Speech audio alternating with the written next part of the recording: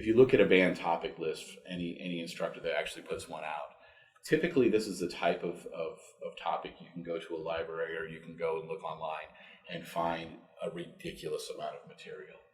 So say a lot of instructors will say, don't write about the legalization of marijuana, because there's so much information about it. There's so many people talking about it that in a small essay, relatively small essay, 3 to 5 pages or even less, or even a little more, you can't really address that issue. So we tend to ban it for that reason. Not so much that we don't want to hear about the legalization of marijuana. That can be an interesting topic, but there's so much information that it's hard to say something new about that, or hard to say something interesting. And like we had said before, you want your writing to be interesting, and we want to be engaged in our own writing. So it may be even something we care deeply about, one way or the other, whatever side of the issue we fall on.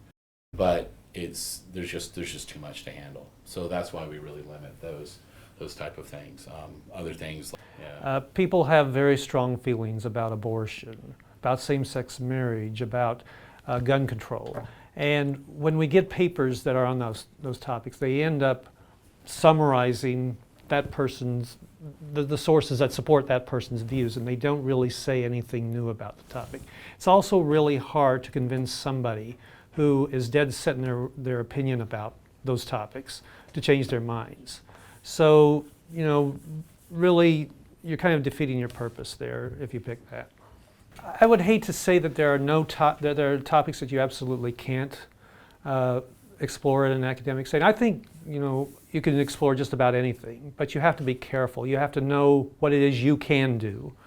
You have to know what your professor's likely response to that is going to be, and you have to be as well invested in the topic. I have had students who have written papers on the legalization of marijuana, or even abortion, and have done pretty good papers on those things.